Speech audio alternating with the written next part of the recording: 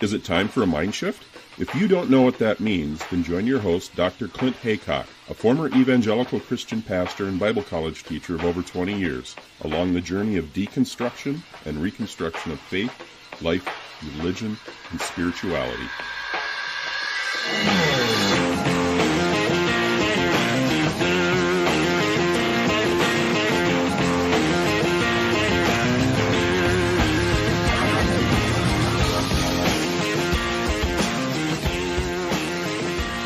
I'm so happy to welcome back a returning guest all the way from Montreal in Canada. Thank you, Dr. André Gagné, for being not only a returning guest, but actually the inaugural guest, first episode of MindShift podcast for 2020. So welcome, André, to the show again.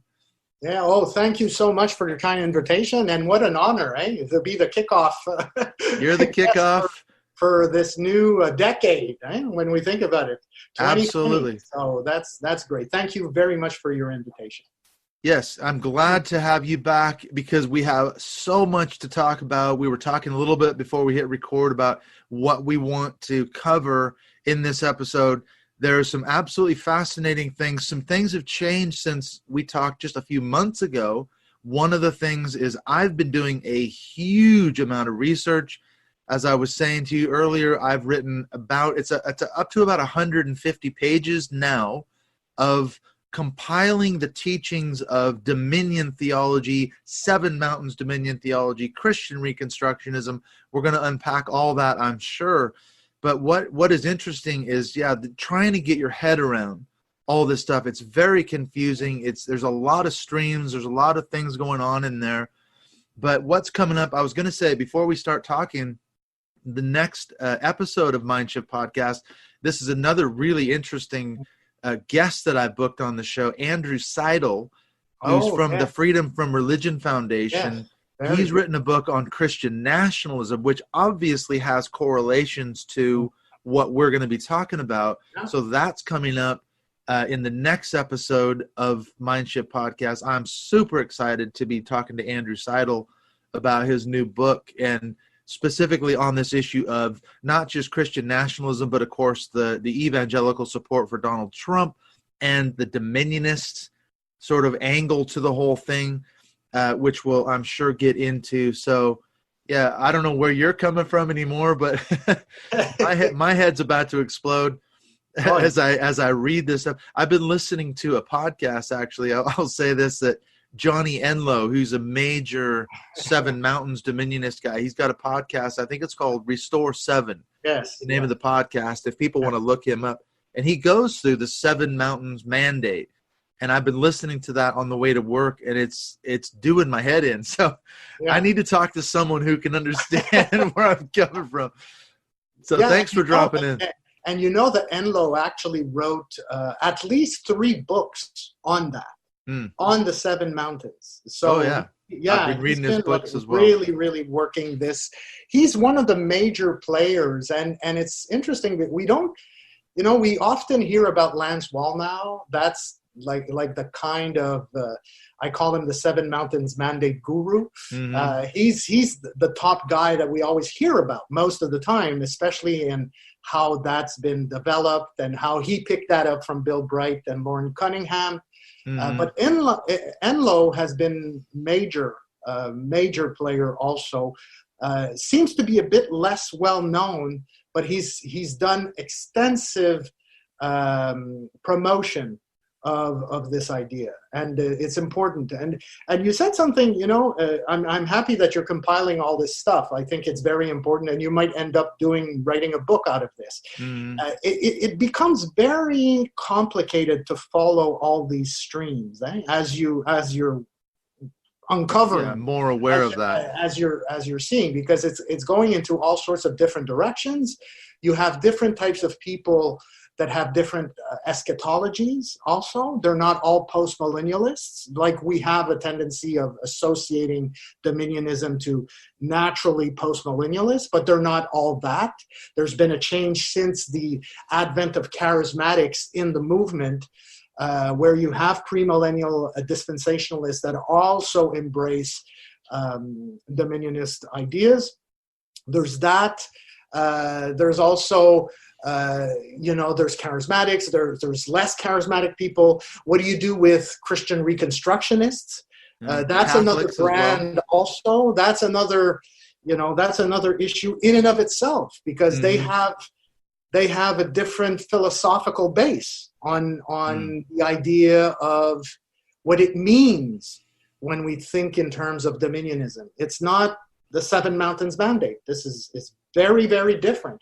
And actually, people that belong to the Christian Reconstructionist movement have been quite critical, for some of them, of the Seven Mountains Mandate approach, because they feel that this is not reflective of how they envision dominionism. It's not the same. So the challenge is to untangle all of that, especially for the general public, because a lot of people, they're not theologians, or they're not biblical scholars or things like that, and they casually hear about this on Twitter. We both are on Twitter, and we post stuff on that. But we have a lot of people that are still kind of wondering, what is this all about? Where is this going? How can we really have a handle on these complex issues? And I think a podcast like yours is important to try to untangle these things. It is important. And I was saying before we hit record, there's been 3 events that have happened since you and I talked a few months ago. The first of which is the Christianity Today article that came out on December 22nd, 2019, written by Mark Galli. I think he's an executive editor there. Yeah. And he called for Trump's removal from office, impeachment and removal, from a specifically evangelical point of view. Now, that in and of itself caused a firestorm, because he's really, I think, the first real high-profile Christian evangelical to stand and take a stand against what he sees against going on in the Trump administration. Now, what I found fascinating is on the 29th of December, there was an open letter response signed by over 200 evangelical leaders to Christianity Today, dismissing their argument and saying, hey, we're not, you're calling us out. Now, what I found fascinating was, as I went down the list of those signatories of that open letter response, immediately several names jumped out. Known Dominionists, Lance Wallnau, Cindy Jacobson, Cindy Jacobs, from Generals International, and a bunch of pastors. What I started doing was I started going through and researching who the people were that I didn't know who they were. And I found many, many links to Dominionist pastors, people that were part of major organizations, that were part of Dominion Theology. Then on the 3rd of January, there was a Trump rally at a major church, King Jesus International Church in Miami, pastored by a Pastor Maldonado, a Latino Hispanic church. Now, he's another known Dominionist, and I think he's also a signer of that open letter. Yeah, he is. Yeah. Then there was, of course, the Trump assassination of Soleimani in Iraq. And the interesting thing was the response, mainly by some of these major Dominionist players, turning it into like a prophetic spiritual warfare thing. Yeah. So I think to answer the question, why should people be concerned? These are the people that are on Trump's evangelical advisory board. They're holding rallies at their churches for Donald Trump. Yeah. They have Trump's ear, and they're helping him make decisions on policy level from a Dominionist point of view. That should be of concern to everyone. I don't care who you are. Absolutely, you're spot on. And the call by Christianity Today has made waves, yes, but they do not have the biggest share of the Christian market. We know that magazines like Charisma, which is more charismatically leaning and it's more sympathetic to the charismatic Dominionist perspective, has much more an impact from a global perspective.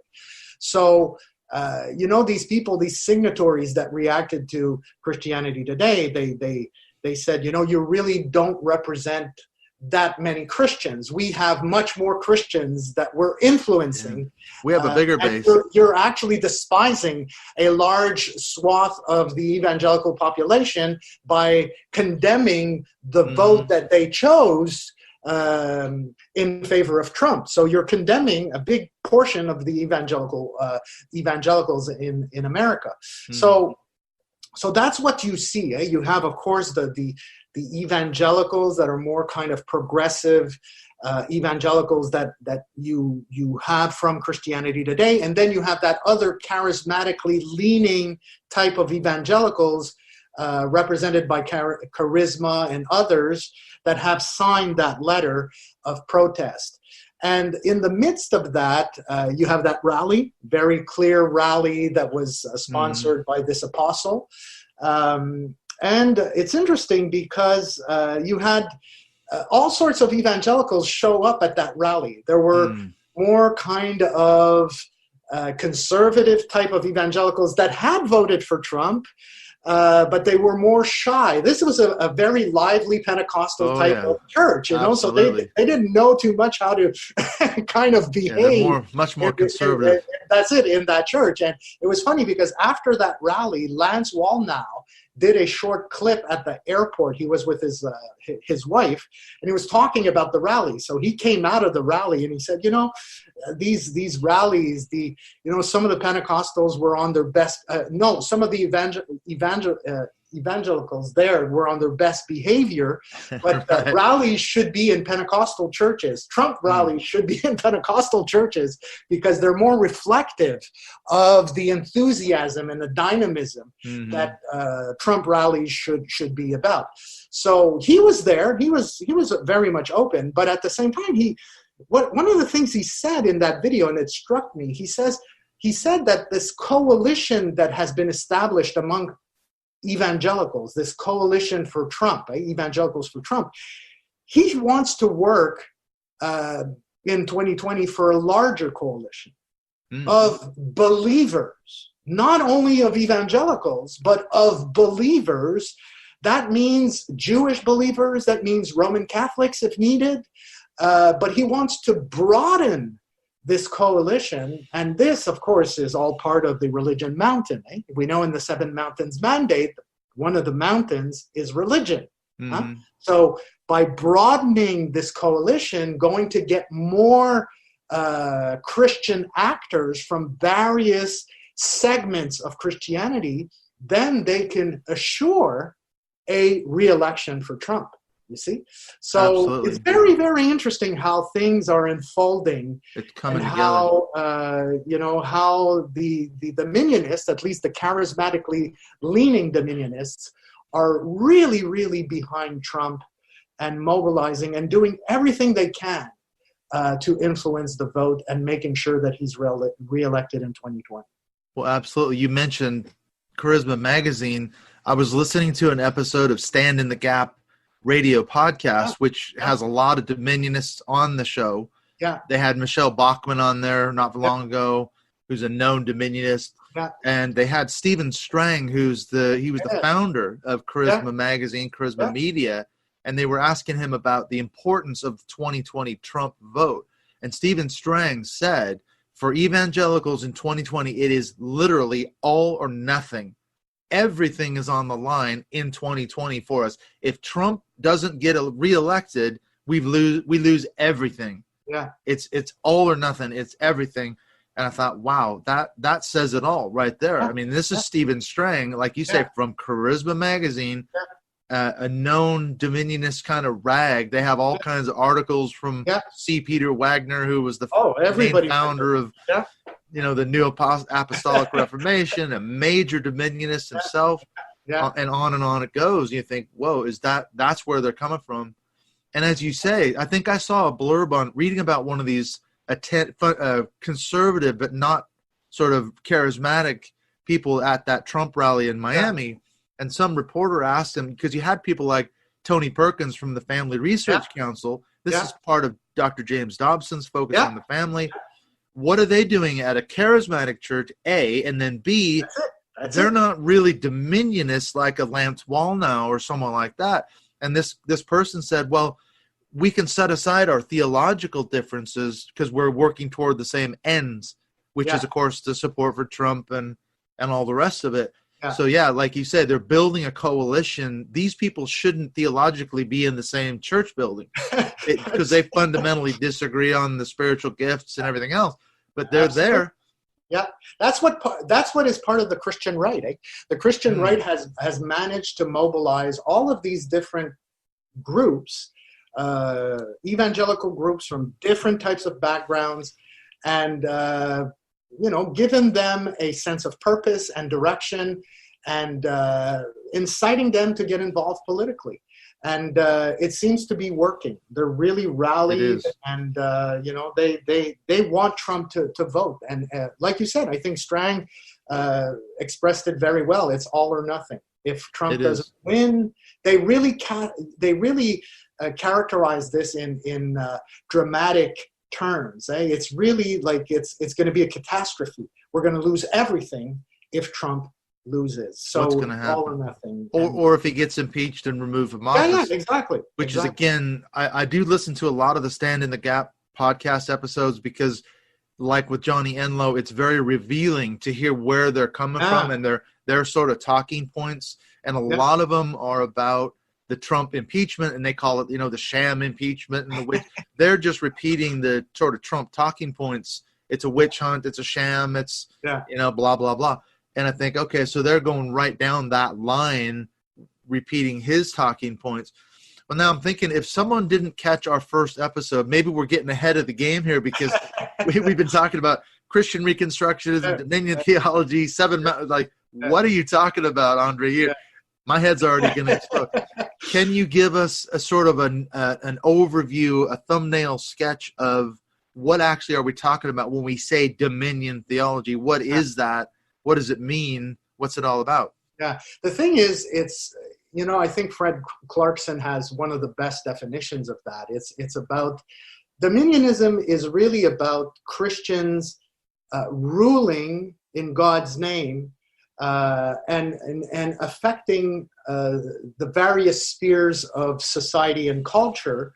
And that, despite the theology or the timeline, they don't, the Dominionism has managed as an ideology to help people discard their theology, their particularities in eschatology, and even, I would say, even in their soteriology, to put that aside and just focus on the idea that Christians are called by God to rule the world and change society by penetrating its spheres of culture. So that's essentially what it is, Dominionism. And it's based, of course, on a particular interpretation, as we know, of Genesis chapter 1, verses 26 and 27, about God calling humankind to rule the earth and subdue it. So it's applied, of course, to humankind, but for Dominionists, it's all about Christians ruling the world.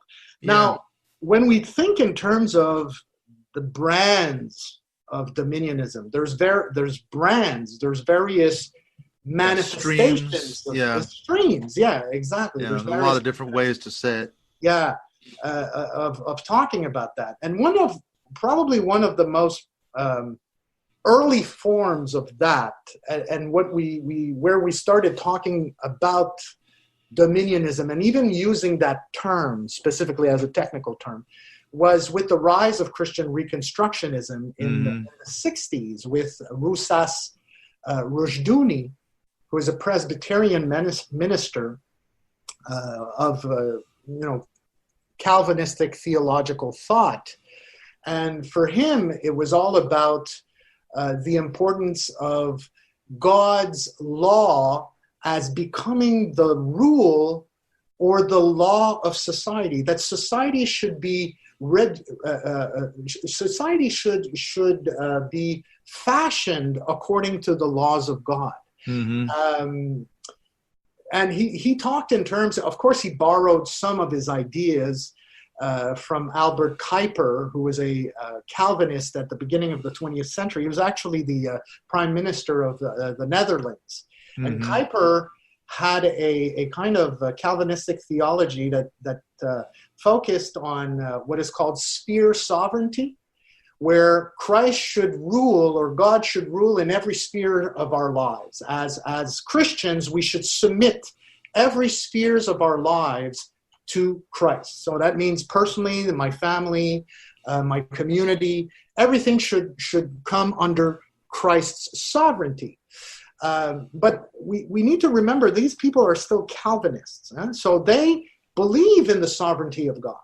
They believe that even for someone to be saved, people cannot be saved by their own works or by their own will or by their own faith, but God has to regenerate them. So as Calvinists, they believe in determinism, they believe in election, and they believe that God actually chooses certain individuals to be saved over others. So it's what is called monergistic, monergism.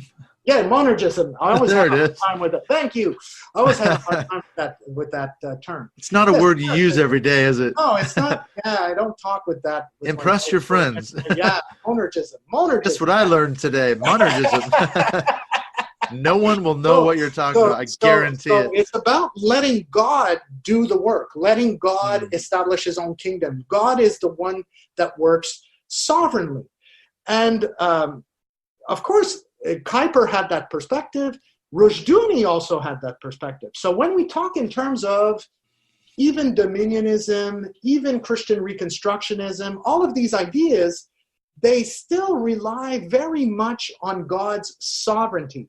So for Rush Dooney, for example, which is totally different than from the Seven Mountains Mandate, change or social transformation comes from a grassroots movement and affects the higher echelons eventually of society.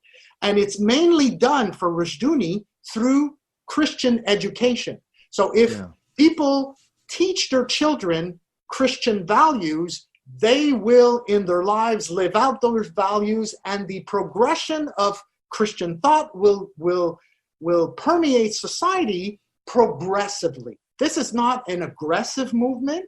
This is a progressive grassroots thing.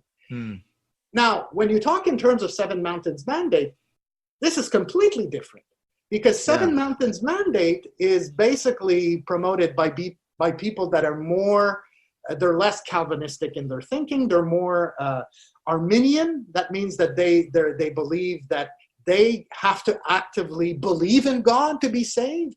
They have to work for their salvation. They have to make sure that they preserve their salvation. So they believe in more of a kind of a cooperation with God, where human beings have to do things. It doesn't rely on God. It relies on human beings that take God's laws seriously. And so it's much more of a human effort.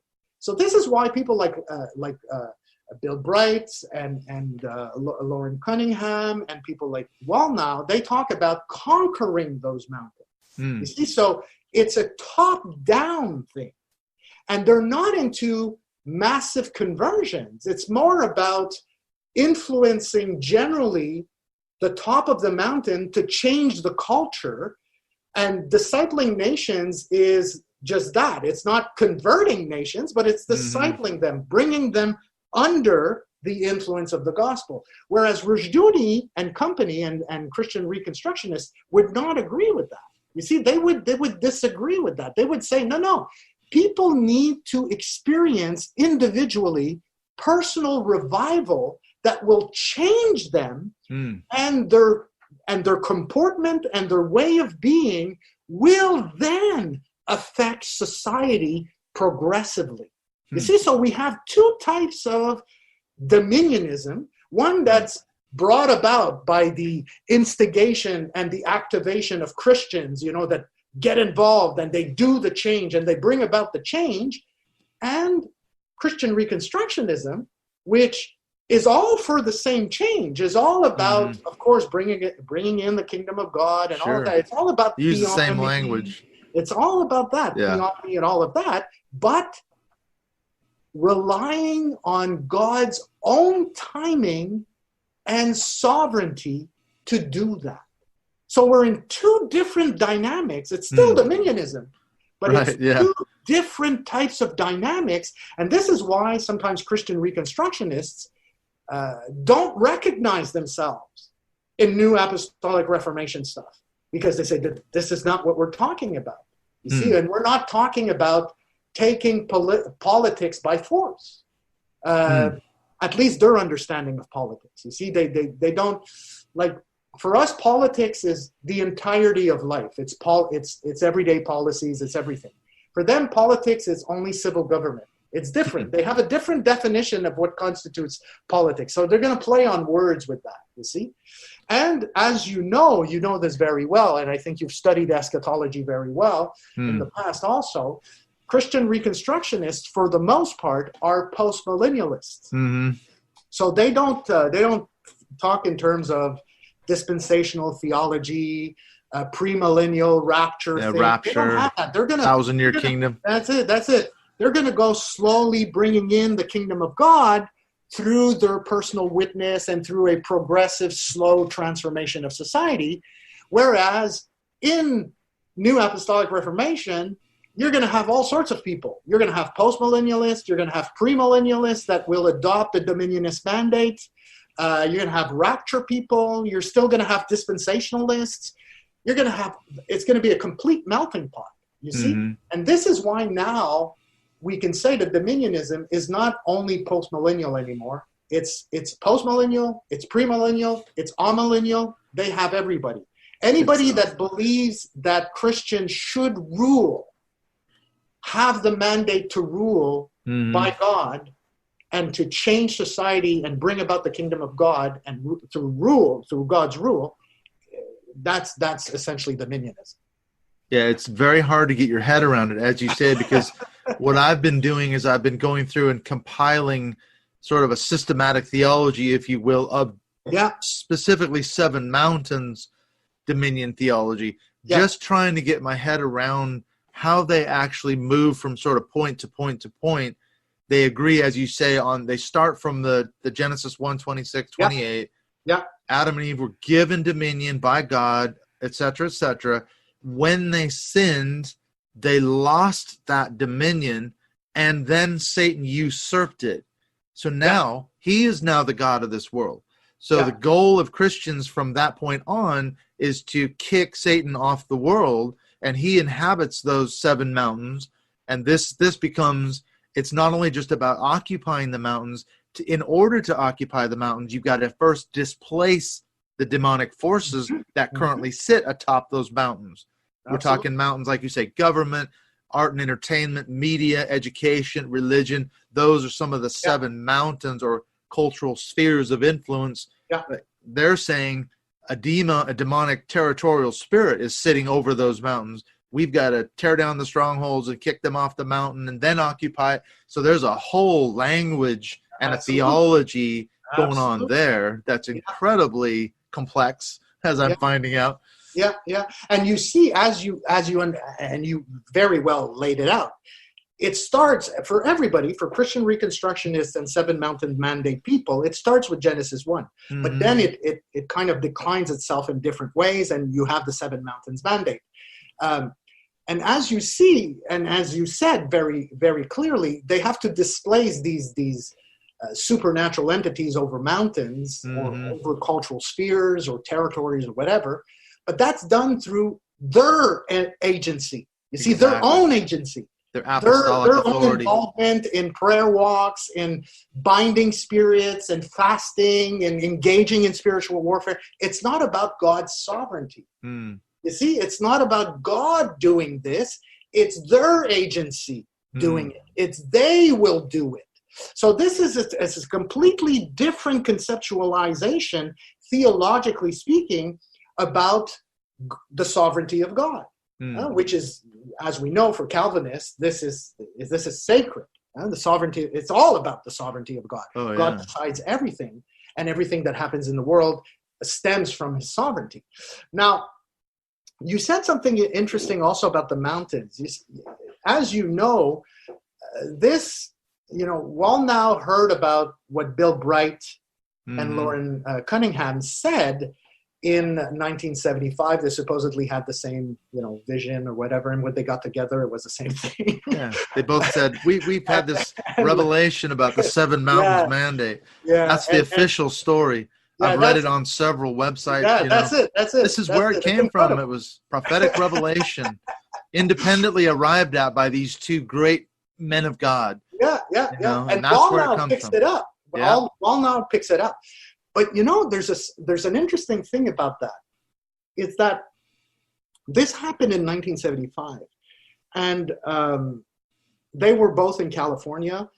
And at that time, what's interesting is that 2 years prior to that, Rush Dooney had already written his opus on Christian Reconstructionism, the Institutes of Biblical Law, and all of that in 73. And he had been talking about that at least 5 years prior to that. Mm-hmm. So it's almost impossible that they didn't hear about that. Of course, they're coming up with this idea that, we both independently had this revelation. But come on, let's be serious. They were both in the same area. They were all in California. Rush Dooney was doing his circuit of teaching around these questions. Yeah, they're in the same region, same area. Everything is it's impossible. Too many things are lining up. No. The only thing they did is they systematized that. They instead of talking about spheres and things like that, Rush Dooney did not have mountains and things like that. They came up with the mountain metaphor, and it went on from there. You see, it went on from there, and charismatics join in the picture, and you have people like C. Peter Wagner that joined in, and they kind of gave Dominionism a new flavor. Where they emphasized less on the idea that, if society or if someone, because Rush Dooney was saying that, you have to apply biblical law to society, and that means Old Testament laws. And if people sin, there are Old Testament consequences to people's sin. And if people have to die by capital punishment because of adultery or stealing, they have to die. Yeah. Even if Rush Dooney admitted that he didn't like that. But he said, I have to submit myself to the law of God. Got to follow the law. He embraced a covenantal theology. For him, it was everything. Like the Old Testament had, or the Hebrew Bible had the same weight as the New Testament. For him, it's one thing. Whereas when you come with people like C. Peter Wagner and others that kind of take over with the Seven Mountains Mandate, they kind of drop to the wayside these ideas that seemed extreme of, bringing about capital punishment for people that would sin and stuff like that. They kind of dropped that on the wayside. It's a little too extreme. It's too extreme for them, But they will still talk in terms of bringing about the kingdom of God and doing it through the permeation of the society and those cultural mountains. So in the end, it's still Dominionism, but it's a kind of a different Dominionism that has different a kind of a different philosophical and theological base to it. But it still remains a form of Dominionism. It still remains Dominionism. Yeah, and I think it's important to note that for a guy like Rush Dooney, you're not. I know you're not trying to paint this lovely picture, rainbows and unicorns and everything else, because what I've been reading about is the influence of Rush Dooney and his organization, which he founded, the Chalcedon Foundation, or Chalcedon, Gary North, some of these other people that was sort of a disciple of his, who's gone on to do a lot of writing on the Christian right. And what's been really chilling is the vision that Rush Dooney had for when Christians were in charge of society and when the Old Testament law was in effect. You get a society that is it's straight out of The Handmaid's Tale. It's Gilead. Absolutely. It's unbelievable the type of vision that society would look like. And this is the question, this is something I've come across, is this sort of spectrum, what they call hard and soft Dominion theology. You've got the hard Dominion theology would be the Reconstructionism, the theonomy, the society patterned upon God's law. Yeah. The softer is the Seven Mountains side, where it's about infiltration and, as you say, this taking over these mountains with Christians in charge of the media and arts and entertainment and education and et cetera, et cetera. But the end result, as you say, the vision is we need to get Christians in charge of this thing. That's it. Whenever we find them, they should be in government. They should be in education. They should be, so the strategy, maybe that's the way to say it, for how they get there, it looks different. That's exactly it. One is from top-down strategy. The other one is a bottom-up, which is more Christian Reconstructionist, more long-term, relying on the sovereignty of God, on God's timing. The other one, they're setting the timetable. You see, they're going to bring about the kingdom of God, and it's really top-down. That Seven Mountains mandate, and you're right. There were people that really labeled that at one point as like a hard dominionist, soft dominionist. That's one way of kind of conceptualizing or making sense of both of them. But there's so much cross-fertilization between all of these groups. And as you saw, between eschatology and different ideas, even different political, theological ideas on how to gain that power, how to actually make those changes in society. And it's fascinating. I'm going to be doing actually probably next fall, I'm going to have a graduate course where we're going to read Rush Dooney stuff, because I want students to be familiar with that. Yeah, expose them to this stuff. To really kind of learn and tackle those primary sources so that they can understand, okay, where does these ideas that come from the Christian right actually, where do they emerge? Where did they kind of originate? And of course it starts with Rush Dooney. And Rush Dooney had a profound impact on several political leaders in his day. And he had a major impact on the Coalition on Revival, as you know, with Jay Grimstead. The Coalition on Revival, they still have a website out. They have those documents, the worldview documents. They have 17 worldview documents. That's 24-year plan. That's it. The 24-year plan, all of that. So that's tailored on Rush Dooney's thinking. You see, this is very, very close to Rush Dooney stuff. And you had people close to Rush Dooney, like Gary DeMar, for example, that were involved in the crafting of some of those documents. Because what the Coalition on Revival did is they managed for the first time to bring charismatics and non-charismatics together and try to establish a coalition that would kind of influence politics or kind of mobilize Christians to political action. So it's the first time they do that. The Coalition on Revival manages to do that. That's great. But you have these charismatics on one side, and then you have these sophisticated Calvinistic theologians on the other side that have all the sophistication, theologically speaking, to be able to lay out that plan. You have the charismatics that are very enthusiastic and they can mobilize people, but they don't have the theological language. You see, they don't have the academic background. Yeah, that's it. All of the meat and potatoes that is needed to actually articulate that theology. And at the same time, you have these theologians like Christian Reconstructionists that cannot or don't have the resources to mobilize as the charismatics do.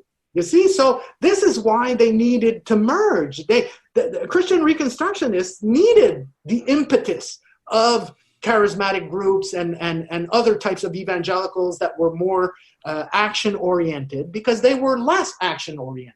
You see, they had a strong philosophy, they had a strong theological basis with their Calvinistic thought on what should be done, but they weren't able to mobilize anybody. So they needed the other groups to actually do that. So this is how Rush Dooney's thinking started permeating evangelicalism. That's it. through initiatives like that, through the Coalition on Revival, and through other political actors at the time that would not admit that they had read Rush Dooney, but they had. But they absolutely had. They knew who he was, but would never admit it. But they actually knew what he. As you say, and they were aware of his political theology. Yeah, but there's a lot of obfuscation. I'm finding. Yes. They don't admit. But what you can do is once you key in on certain phrases and terminology that they all sort of use. Yeah, you start seeing those. It was kind of like my experience of reading through the list of signatories to the Open Letter to Christianity Today. Because I'd been doing so much research on these people, I immediately, these names just jumped off the list at me. And I'm like, okay, she's a Dominionist, he's a Dominionist. Absolutely. Yeah. And I thought, what's this list doing here? Why are these people signing this? Along with people like Tony Perkins and people, on the far right that have nothing to do in seemingly with Dominionist theology and charismatic. But I was doing some research on Michelle Bachmann, and what I found is there were two kind of major influences on her. One is Francis Schaeffer, which you were describing earlier, this idea of a biblical worldview permeating all of life, all of society. That comes out of A Christian Manifesto and his film series. Yeah. She was influenced by Francis Schaeffer as a young person, and then she went to Oral Roberts University Law School, where she was influenced by a guy named John Eidsmoe, who was a disciple of Rush Dooney's work. And so this is where you start getting the idea that America should be founded, if not exactly on God's law, then on biblical principles and that kind of thinking. And then she takes that on into politics. Yeah. This is her background. This is where she comes from. And you start putting the names together, and that's where you find those connections, I think. And you go, okay, so this is a stream, as you said, and you can start connecting the dots. Yeah. And that's how these people have such – and she may have never heard of Rush Dooney, but she was influenced by him nonetheless. Exactly. That's exactly that. And that's why it's important for us to familiarize ourselves with the type of language that comes out of these of these streams, be able to make those distinctions between the types of streams, between the types of eschatologies, soteriologies, pneumatologies, all of this, make those distinctions, but at the same time realize that Dominionism managed to become this umbrella over all of these distinctions, a kind of umbrella that can bring under its shade all of these distinctions. The important thing is for Christians to exercise God's mandate in this world. And you're right. She might have never heard about Rush Dooney, but was profoundly influenced by Rush Dooney. You see that list that you mentioned in this response. You had all sorts of people. You had a lot of Dominionists and Dominionists from different shades of eschatological backgrounds. You had post-millennials, but you had premillennials that still believe in dispensationalism. And you see, this is so important, and I can't stress this enough. My next series, my next YouTube series, is going to be dedicated just to the question of dispensational premillennialism. The reason why I'm doing this is because there's a lot of people that think that dispensational premillennialism has disappeared, that people don't believe that anymore, and it's incorrect to think that. It's not because New Apostolic Reformation people are more prevalent in politics that they're necessarily all post-millennial and that they all don't expect the rapture anymore.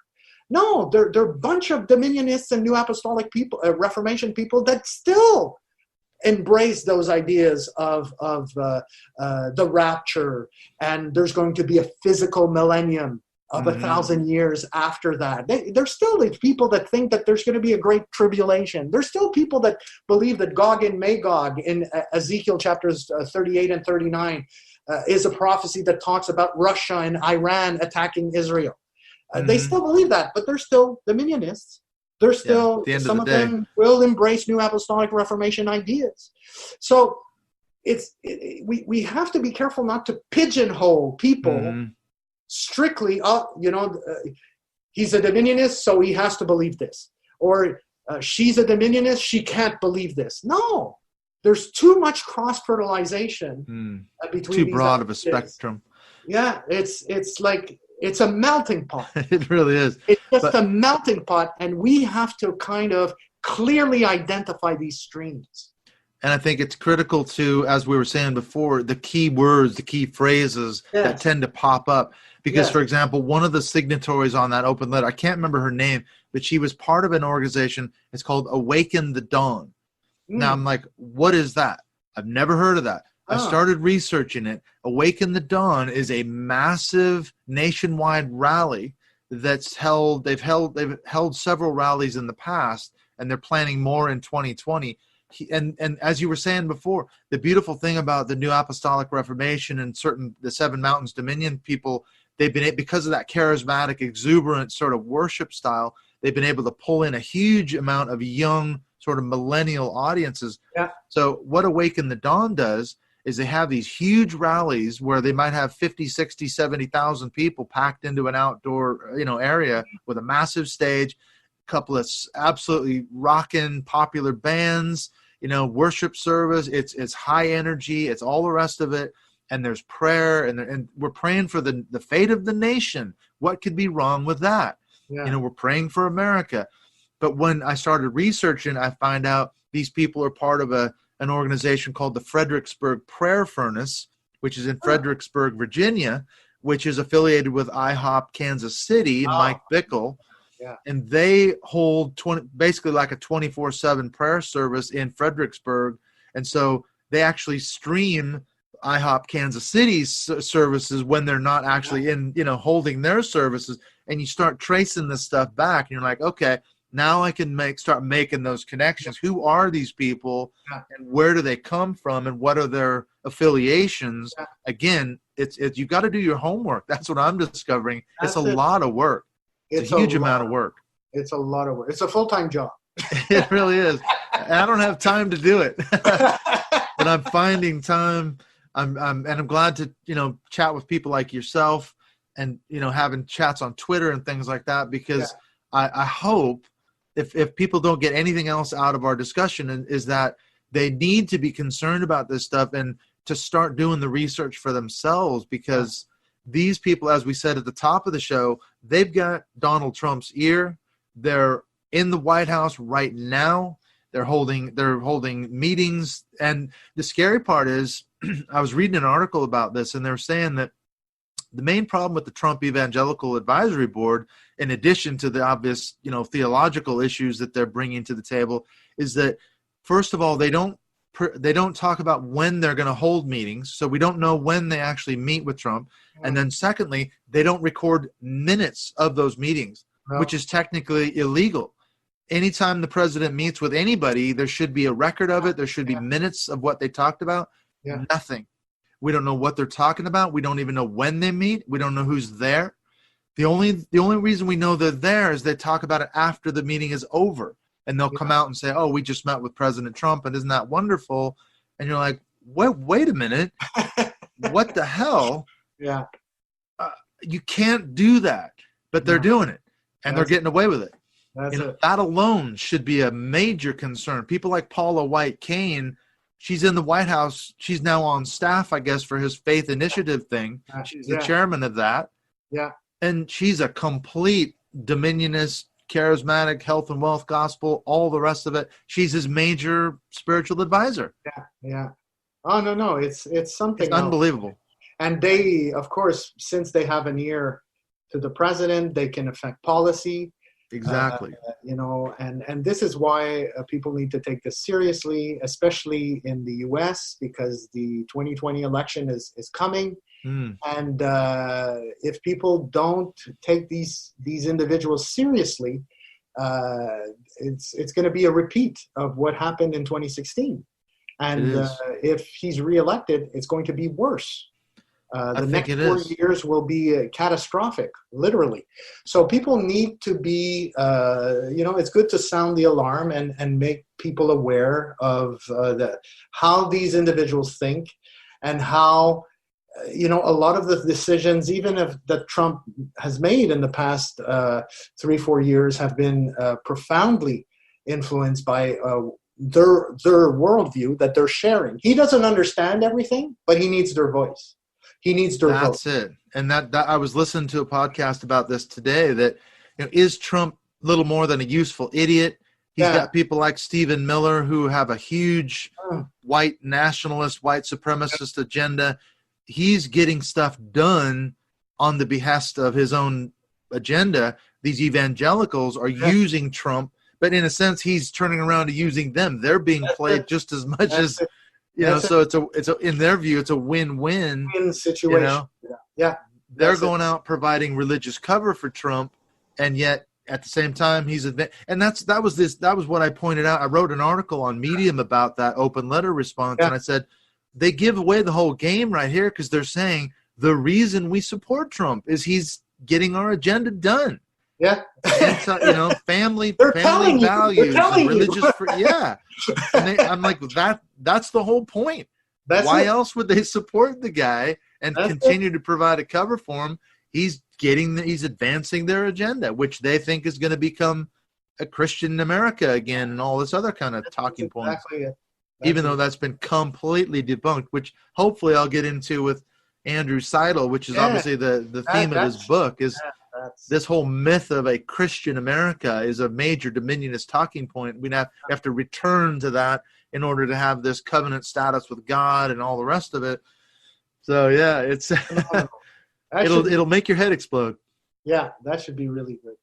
Well, okay, so we should probably end it here. Then I know we could talk for another probably hour or so, but the reason I want to end it is not because I don't want to keep talking to you, but because it'll leave more in the bag for another return visit. So yes, why not?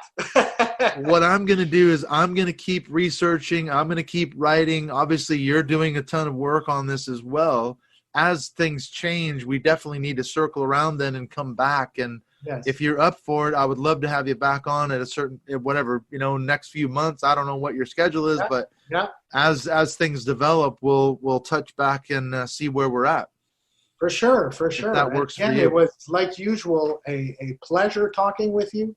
And I wish you all the best for your podcast this year. Next podcast should be very promising. I think so, yeah. I'm looking forward to it. I look forward to listening to that. So thank you very much, Clint, for your kind invitation again. Thank you, Dr. André Gagné, once again for not only returning, but for being the inaugural kickoff podcast episode for 2020, talking about this incredibly important topic. If you're not aware of what's going on, especially with what's happening in the Trump White House, that alone should scare you to death. It's really concerning. So hopefully we'll get more into this on a return visit. Stay tuned. The next episode in 2 weeks is coming up with Andrew Seidel of the Freedom from Religion Foundation. That's going to be incredibly important. If you want to follow me on Twitter, you can get a hold of me at MindShift 2018 on Twitter. What's your Twitter handle, by the way, André, if people want to get a hold of you on Twitter? It's Prof. A. G-A-G-N-E. So Prof. A. Gagné, essentially. One word, and very easy to find me on Twitter. And I use Twitter a lot. This is my preferred social platform. Yeah, for sure. So if you want to get a hold of André, get a hold of him, follow him on Twitter, follow me on Twitter. Do what you can to get the word out there as we're trying to do. So thank you once again, Dr. André Gagné. It's been an absolute pleasure chatting with you again.